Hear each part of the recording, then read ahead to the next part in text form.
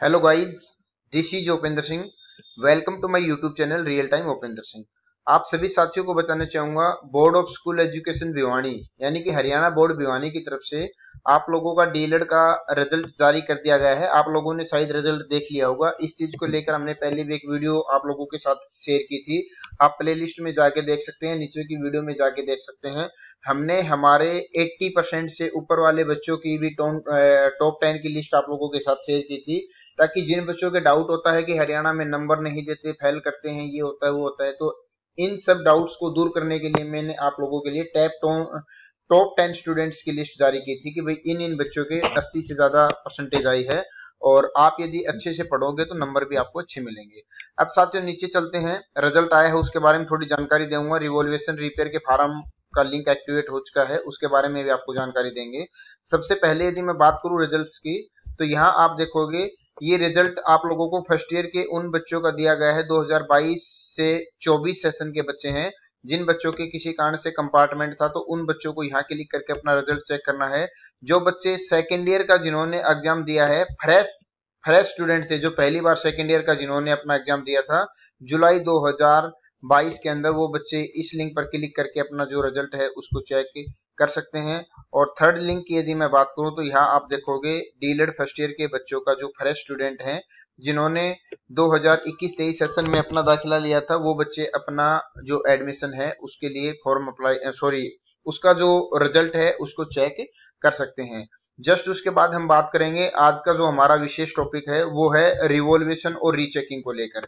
साथियों, रिवॉल्वेशन और रीचेकिंग का जो लिंक है वो एक्टिवेट हो चुका है। उसके लिए कुछ दिशा निर्देश हैं कि आपका जिस दिन रिजल्ट आया था उसके बाद केवल 20 दिन का टाइम आपके पास होता है। यदि आप 20 दिन के अंदर अंदर आप अपना रिवॉल्वेशन रीचेकिंग का फॉर्म भरते हैं तो आप इसका लाभ उठा सकते हैं, अन्यथा आप नहीं उठा पाएंगे। ये लिंक दिया गया है, यहाँ से आप इस फॉर्म को भर सकते हैं। मैं लिंक पर करता हूँ क्लिक और इसके कुछ दिशा निर्देश हैं उसको हम वन बाय वन पढ़ेंगे।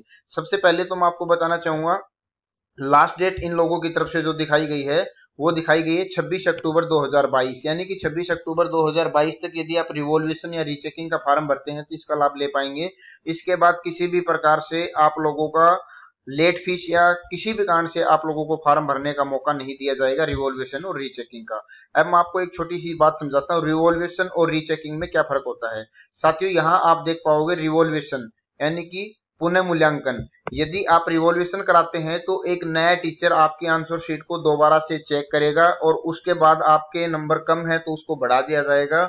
यदि आपके नंबर किसी कारण से कम हो जाते हैं तो जो पहले आपके नंबर दिए गए थे उन्हीं नंबरों को माना जाएगा। नंबर कम नहीं होंगे, होंगे तो ज्यादा होंगे, या फिर आपके जो पहले वाले हैं वो सेम रहेंगे। और एक रीचेकिंग भी आप सब देख पा रहे होंगे। रीचेकिंग और रिवॉल्यूशन को लेकर बच्चों का कंफ्यूजन होता है।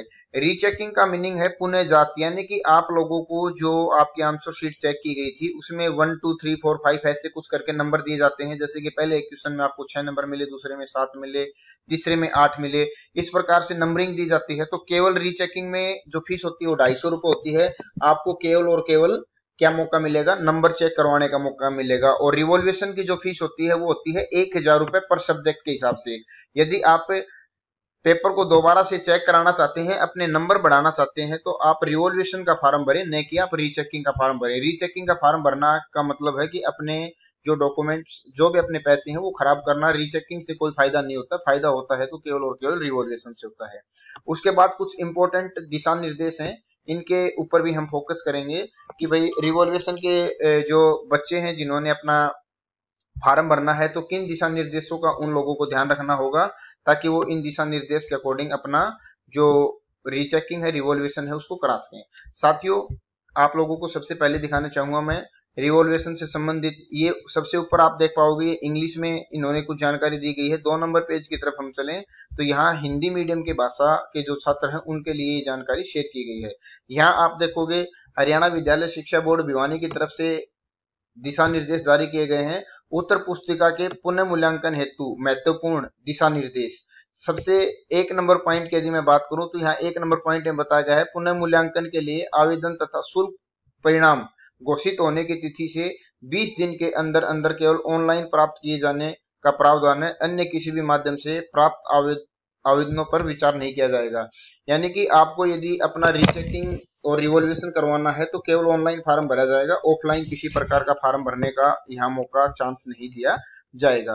पॉइंट नंबर 2 में बताया गया है उत्तर पुस्तिका के मूल्यांकन उपरांत परीक्षार्थियों के अंतिम परिणाम की सूचना बोर्ड की वेबसाइट पर आपको अपलोड कर दी जाएगी।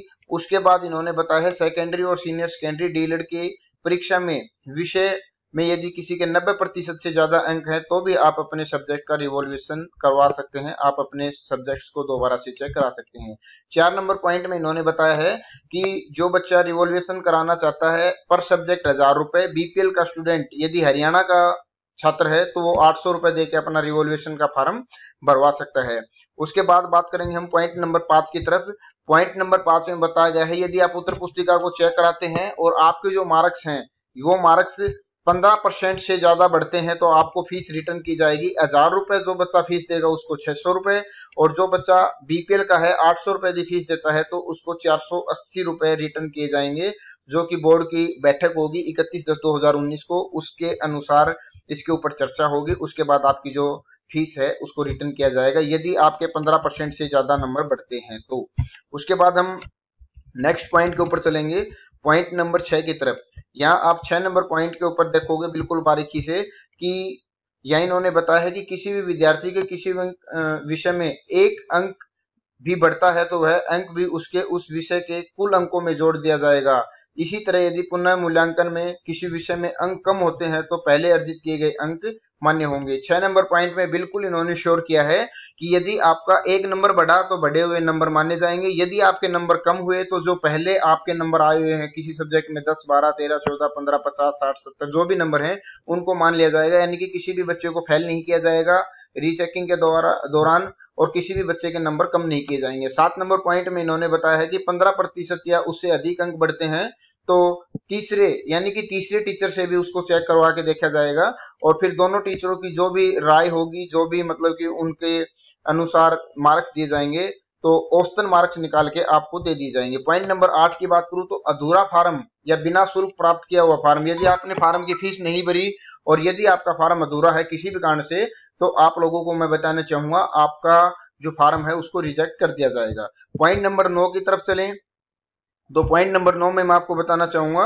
पुनः मूल्यांकन की सुविधा केवल उत्तर पुस्तिका उपलब्ध होने की स्थिति में दी जाएगी, यानी कि यदि किसी कारण से आपकी आंसर शीट नहीं मिलती है तो आपका जो शुल्क है जो आप 1000 रुपए पे करोगे या 2000 रुपए सब्जेक्ट के अनुसार करोगे वो आपको आपका रिटर्न कर दिया जाएगा, शुल्क आपका आपको वापिस कर दिया जाएगा यदि किसी कारण से आपकी आंसर शीट नहीं मिल पाती है तो। बाकी ऐसा बहुत ही कम चांस में होता है, आंसर शीट मिल जाती है। पॉइंट नंबर यदि मैं 10 की बात करूं तो 10 नंबर पॉइंट में बताया गया है कि उत्तर पुस्तिका परीक्षार्थी उसके माता पिता अभिभावकों को किसी भी अवस्था में नहीं दिखाई जाएगी, यानी कि आंसर शीट आपको दिखाई नहीं जाएगी। आंसर शीट यदि आपको देखनी है तो आरटीआई के माध्यम से आप शायद देख सकते हैं, आरटीआई लगा के आप अपनी जो मार्कशीट है उसकी फोटोकॉपी ले सकते हैं। वैसे यदि आप बोर्ड में जाते हैं अपनी मार्कशीट देखते हैं तो आपको नहीं दिखाई जाएगी। पॉइंट नंबर 11 पर बताया है उत्तर पुस्तिका का पुनः मूल्यांकन केवल लिखित परीक्षा संबंधित विषयों का ही किया जा सकता है तथा बोर्ड नियमानुसार पुनः मूल्यांकन के बारे में कार्रवाई की जाएगी, यानी कि जो आपने नंबर लिख के दिए हैं, जो आपने आंसर शीट लिखी है उन्हीं के नंबरों के बारे में कम या ज्यादा किए जा सकते हैं। इसके अलावा इंटरनल प्रैक्टिकल के इन मार्क्स का कभी भी पुनः मूल्यांकन नहीं होगा, आपको रिवॉल्यूशन का फॉर्म भरने का मौका नहीं दिया जाएगा। पॉइंट नंबर 12 में बताया है पुनः मूल्यांकन के संबंध किसी भी प्रकार की कानूनी कार्रवाई यदि होती है तो भिवानी स्थित न्यायालय में होगी। साथियों अब चलते हैं, ये आप देख पा रहे थे रिवॉल्यूशन का, अब चलते हैं रीचेकिंग की तरफ। रीचेकिंग में इन्होंने बताया है कि पुनः जांच के लिए आवेदन शुल्क परिणाम घोषित होने की तिथि, यानी कि 20 दिन के अंदर अंदर आपको ये फॉर्म भरना होगा यदि आप अपना नंबर जुड़वाना चाहते हैं, पुनः जांच करवाना चाहते हैं। शुल्क इसका है 250 रुपए प्रति उत्तर पुस्तिका। आप 1, 2, 3, 4, 5 कितने भी सब्जेक्ट्स का रिवॉल्यूशन रीचेकिंग करा सकते हैं, पर सब्जेक्ट के अनुसार आपको फीस देनी पड़ेगी। अधूरा फार्म कोई होता है तो उसको रिजेक्ट कर दिया जाएगा, उसको स्वीकार नहीं किया जाएगा। एक परीक्षार्थी द्वारा एक अधिक विषय हेतु एक ही आवेदन पत्र भरा जाएगा, यानी कि आपको केवल एक ही फार्म भरना है एक सब्जेक्ट के लिए। यदि आप 2 या 3 फार्म भर देते हैं एक ही सब्जेक्ट के लिए बार बार तो आपकी फीस वापसी नहीं की जाएगी। उसके बाद पॉइंट नंबर यदि 5 की बात करूं तो पुनः जांच में यदि किसी विषय में कम अंक होंगे तो उसके कम हुए अंक मान्य होंगे, पहले अर्जित किए गए अंक मान्य नहीं होंगे। यदि आप पुनः जांच कराते हैं, यानी कि केवल अपने नंबरों का टोटल कराते हैं, तो आपके जो नंबर कम होंगे तो कम मान लिए जाएंगे। यदि आपने रिवॉल्यूशन कराया और उस दौरान यदि आपके नंबर कम होते हैं तो उसको कम नहीं माना जाएगा, उसमें केवल बढ़े हुए नंबर माने जाएंगे। मैंने आपको उस पॉइंट को भी बिल्कुल बारीकी से पढ़ाया था। आप खुद भी बोर्ड की वेबसाइट पर जाके इसको डाउनलोड कर सकते हैं, जो भी दिशा निर्देश हैं। पॉइंट नंबर 6 की तरफ मैं चलूं तो परीक्षार्थी को पुनः जांच की सुविधा केवल उत्तर पुस्तिका उपलब्ध होने की स्थिति में, यानी कि यदि आपकी उत्तर पुस्तिका नहीं मिलेगी तो आपका पुनः जो जांच करने का जो भी सिस्टम है वो बंद कर दिया जाएगा, आपका शुल्क वापस लौटा दिया जाएगा। उत्तर पुस्तिका की पुनः जांच उपरांत परीक्षार्थी के परिणाम की सूचना बोर्ड की जो वेबसाइट है उसी के ऊपर दी जाएगी, अन्यथा और कोई भी माध्यम नहीं होगा। मेल या मोबाइल नंबर पर किसी प्रकार से आपको रिजल्ट की जानकारी नहीं मिलेगी। 8 नंबर में बताया गया है, परीक्षार्थी उसके माता पिता अभिभावक को किसी भी अवस्था में आपकी उत्तर पुस्तिका नहीं दिखाई जाएगी। पुनः जांच केवल लिखित परीक्षा में की गई, लिखित परीक्षा में ही करवाई जा सकती है। आपको प्रैक्टिकल या फिर इंटरनल या फिर अन्य कोई भी जांच कराने का माध्यम नहीं रहेगा। केवल लिखित परीक्षा में जो आपने आंसर शीट में जो लिखा है उसी का होगा।